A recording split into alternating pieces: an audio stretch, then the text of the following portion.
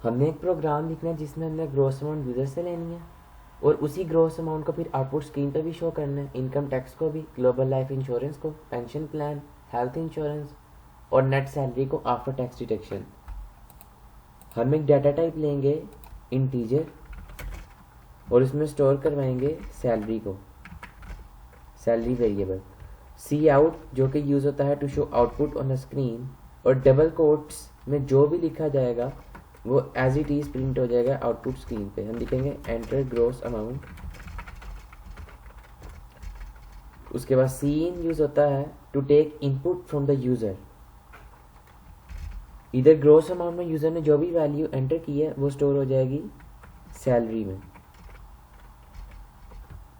उसके बाद हमने इसी ग्रॉस अमाउंट को आउटपुट स्क्रीन पे भी शो करना है, तो हम लिखेंगे दोबारा सी आउट जो कि यूज़ होता है to show output on screen, और डबल कोट्स जो कि एज इट इज़ प्रिंट कर देते हैं आउटपुट स्क्रीन पे जो अंदर लिखा जाता है। हम लिखेंगे entered gross amount of an employ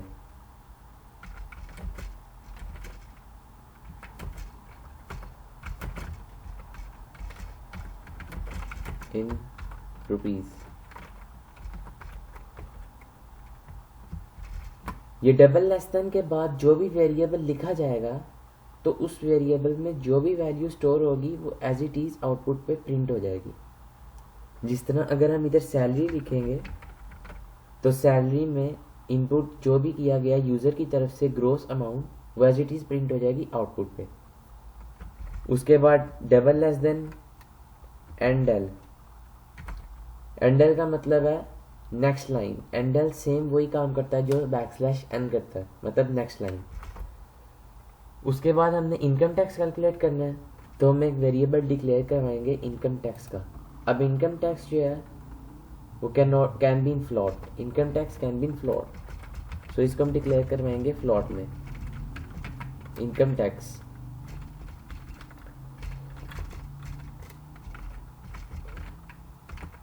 income tax is equal to जो यूज़र ने अपनी ग्रॉस अमाउंट एंटर की थी वो हमने स्टोर करवाई थी सैलरी में, और इनकम टैक्स का फॉर्मूला में दिया गया है कि सैलरी का 10% जो है वो इनकम टैक्स है। मतलब salary multiply by 10 divided by 100, ये इनकम टैक्स जो निकल आया सैलरी का 10%। उसके बाद हमने इनकम टैक्स को भी आउटपुट पर शो करना है, तो इसके लिए हम दोबारा सी आउट यूज़ करेंगे जो कि यूज़ होता है to show output on screen, और double quotes income tax, double quotes में लिख दिया इनकम टैक्स।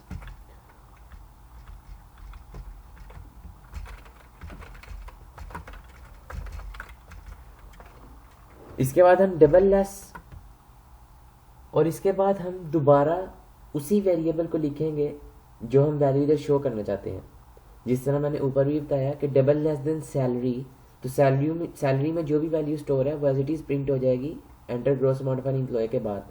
इसी तरह इनकम टैक्स के लिए हम लिखेंगे इनकम टैक्स, तो इनकम टैक्स में जो भी वैल्यू स्टोर है वो एज इट इज़ प्रिंट हो जाएगी। इधर हम दोबारा एंडल लगाएंगे जो कि यूज होता है नेक्स्ट लाइन के लिए, same function as backslash N. इसके बाद हम कैलकुलेट करेंगे लाइफ इंश्योरेंस को। लाइफ इंश्योरेंस को कैलकुलेट करने के लिए हमें ऊपर भी डिक्लेयर करवाना पड़ेगा लाइफ इंश्योरेंस को। लाइफ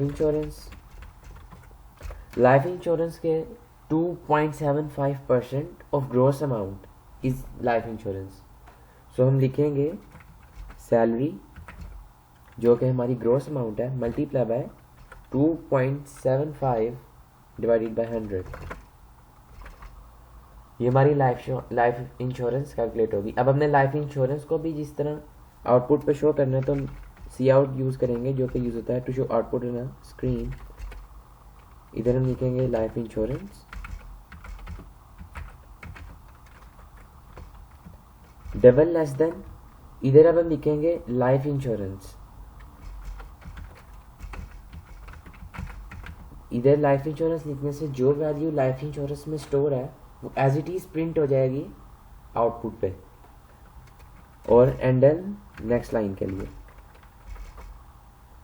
इसके बाद हमने कैलकुलेट करनी है pension plan. Pension plan calculate करने के लिए फर्स्ट ऑफ ऑल हमें इसे डिक्लेयर करवाना पड़ेगा।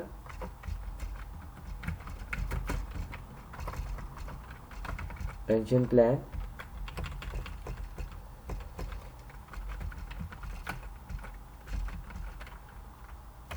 पेंशन प्लान जो है वो है 2.3% ऑफ ग्रोस अमाउंट, मतलब 2.3% ऑफ सैलरी। तो हम क्या लिखेंगे, salary multiply by 2.3 divided by 100। ये 2.3 डिवाइडेड बाय 100 जो है फॉर्मूला है। 2.3 जो है हमने कैलकुलेट करनी है परसेंटेज, तो इसलिए हम यूज़ करेंगे 2.3 डिवाइडेड बाय 100। जिस तरह हमने 10 करनी थी तो 10 डिवाइडेड बाय 100, 2.75 करनी थी तो 2.75 डिवाइडेड बाय 100। इस तरह पेंशन प्लान जो है वो कैलकुलेट हो गया। अब हमने पेंशन प्लान को भी आउटपुट स्क्रीन पे शो करवाना है, तो सी आउट। अब हम लिखेंगे पेंशन प्लान, जैसे मैं आपको पहले भी बता चुका हूँ कि डबल कोट्स में जो भी लिखा जाएगा वो एज इट इज प्रिंट हो जाएगा आउटपुट स्क्रीन पे। पेंशन प्लान में जो वैल्यू है वो एज इट इज प्रिंट हो जाएगी। और again endl for the next line, same use as backslash n। इसके बाद हेल्थ इंश्योरेंस जो है वो हमें गिवन है। हेल्थ इंश्योरेंस जो है वो हमें गिवन है। हेल्थ इंश्योरेंस को हम ऊपर पहले डिक्लेयर करवाएंगे।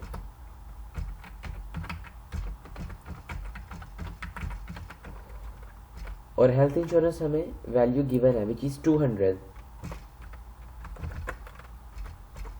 अब हमने हेल्थ इंश्योरेंस को भी आउटपुट स्क्रीन पे शो करवाना है, तो हम वही करेंगे, cout use to show output on screen, double quotes जो कि उसी तरह आउटपुट शो कर देते हैं आउटपुट स्क्रीन पे जो कि उनके अंदर लिखा जाता है। हेल्थ इंश्योरेंस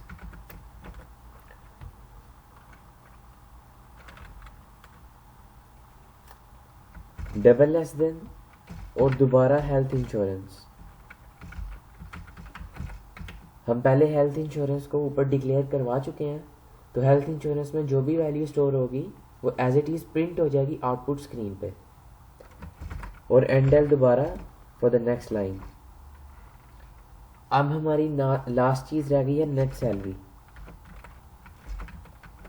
अब नेट सैलरी को भी हमें ऊपर पहले डिक्लेयर करवाना पड़ेगा।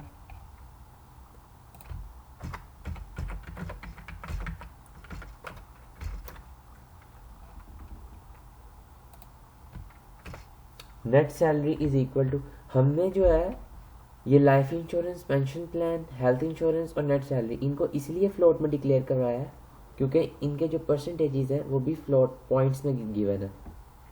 और हमेशा जब भी परसेंटेज कैलकुलेट करते हैं तो आंसर पॉइंट में ही आता है, तो इसलिए हम वैल्यूज़ जो हैं वो एज अ फ्लोट में कंसीडर करवाएंगे। अब नेट सैलरी के लिए हमने क्या करना है, net salary is equal to gross amount minus all taxes. So gross amount जो है हमारी वो सैलरी है, salary minus income tax minus life insurance minus pension plan minus health insurance.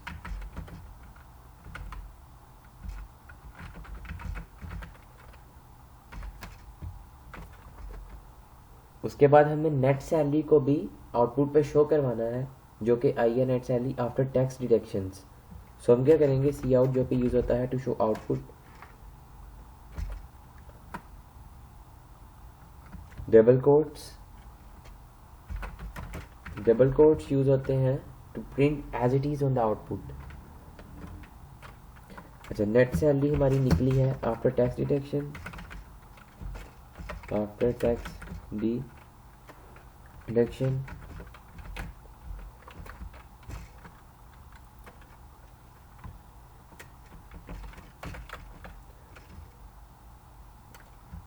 Double less और फिर हम लिख देंगे net salary.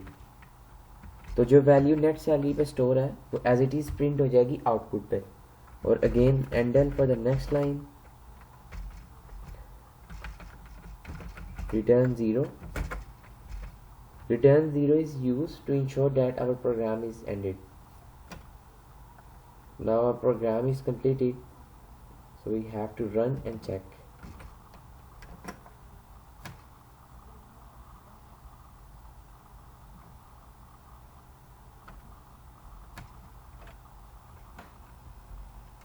We have to enter gross amount,